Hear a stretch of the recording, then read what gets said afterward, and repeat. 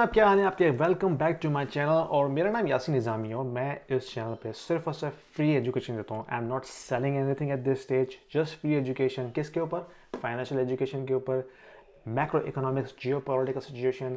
हम देखते हैं कि इकोनॉमी में आखिर क्या होने वाला है आगे, ताकि आप अपने फाइनेंसिस को सही शेप में लेकर आएँ, अपने आप को प्रोटेक्ट कर सकें फाइनेंशियल। क्योंकि ये गवर्नमेंट आपका ख्याल नहीं रखेगी, आपने अपना ख्याल खुद रखना है, अपने आप को एजुकेट करना है। और this channel is the best education platform in the world.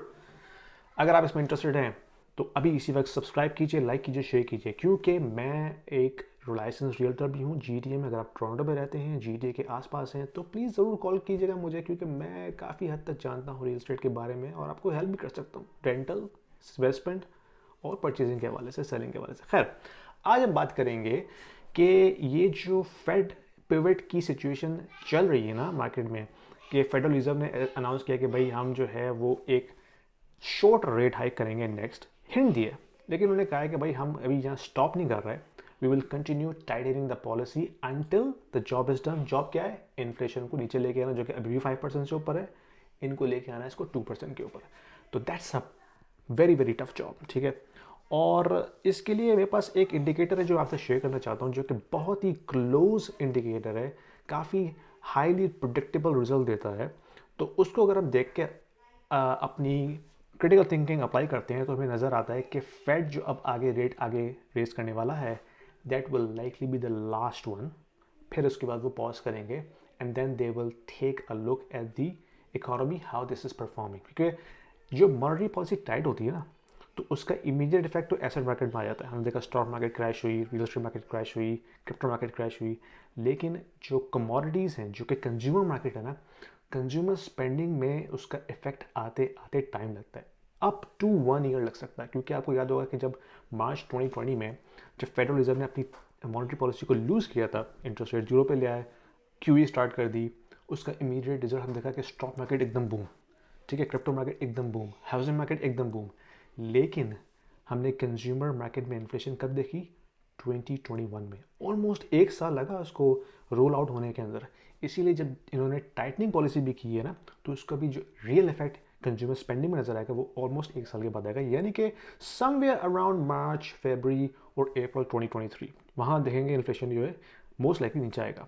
अच्छा जी, ये है 2 ईयर ट्रेजरी की यील्ड, ठीक है। वो बता रही है कि इस वक्त वो है 4.25, यानी कि आप देखें ऑलमोस्ट 2020 से लेके मिडल ऑफ 2022 तक ऑलमोस्ट जो है वो ज़ीरो पे रही है इसकी यील्ड, और फिर अचानक से शूट ऑफ हुई है और अब इसका 4.25 के ऊपर है।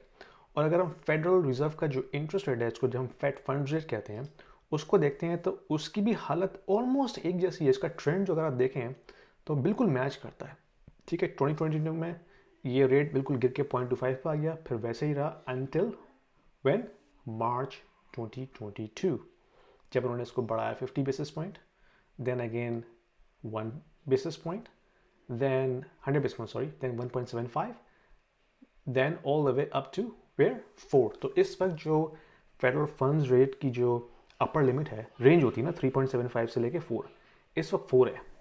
और यूएस ट्रेजरी की जो यील्ड है 2 ईयर की वो कितनी है? 4.25। हिस्ट्री में बताती है कि ये दोनों जो हैं बहुत क्लोजली कोरिलेटेड रहे हैं। सो ऊपर वाला ग्राफ आपको बता रहा है कि ये है फेडरल रिजर्व का फेडरल फंड्स रेट, यानी कि जो इंटरेस्ट रेट जिसको वो कोड करते हैं, और नीचे वाला ग्राफ है यूएस 2 ईयर ट्रेजरी की यील्ड, कितनी ज़्यादा कोरिलेटेड है। तो एक जो इकोनॉमिक्स का जो मेन इकोनॉमिक्स होते हैं उनका एक परसेप्शन ये है कि जब federal funds rate US treasury 2 year yield से ऊपर चले जाए, that means it should not happen in the real economy, ठीक है। तो अभी इस वक्त फेडरल फंड रेट की जो अपर रेंज है वो 4 है, और जो इनकी यूएस ट्रेजरी की 2 ईयर यील्ड है वो 4.25 है। तो लेट्स से अगर फेडरल रिजर्व नेक्स्ट राउंड में दिसंबर में 25 बेसिस पॉइंट बढ़ाते हैं, ठीक है, then it is almost equal to the 2 year treasury yield. So that will be, I think, the last one, and then they will stop because they cannot go above 2 year treasury yield, guys, because that will completely change the overall economic, you know, situation. तो इसमें point ये है guys कि federal reserve का जो funds rate है वो historically US treasury जो 2 ईयर है उसकी यील्ड से ऊपर नहीं गया। तो that means when they increase the rate hike in the next cycle they will not go above US treasury yield. Inversion हो चुकी है हर तरफ, तो they will likely be taking a pause after this next one. और इसका मतलब pivot नहीं है, इसका मतलब ये कि ये रुकेंगे यहाँ पे. Then they will assess the situation, क्योंकि जैसे मैंने बताया कि इन्फ्लेशन जो है वो नेक्स्ट ईयर कम होगी, क्योंकि it takes time for consumer prices to come down after the monetary policy tightening. तो I think they will take a pause, they will assess the situation, and then maybe February March time frame they start reducing it again, and that depends upon the inflation rate. और दूसरी चीज़ मैं आपको ये दिखाना चाहता हूँ कि अगर आप ये ग्राफ देखें, ये क्या बता रहा है, ये है कि जब कभी भी फेडरल रिजर्व ने पिवट किया है देन व्हाट हैपेंड टू एस.एन.एम.पी. ठीक है, ये रेड जितनी भी मार्किंग्स हैं ये सारे पिवट्स की निशानदेही है. और जब कभी पिवट हुआ है market crash we are right after that, not before that, right after that. So this is, even if you think Federal Reserve is going to pivot anytime soon, that is not the buying opportunity. It's just to take a step back and assess how the market is reacting. फिर आपने जो है stock bye करना है, अभी नहीं. समझ रहे हैं आप? क्योंकि ये हिस्ट्री में बता रही है कि जब कभी भी पिवट हुआ है तो मार्केट जो है वो क्रैश हुई उसके बाद 30, 40, 50%. So don't buy right now, hold and wait and assess the situation, then you jump in the market.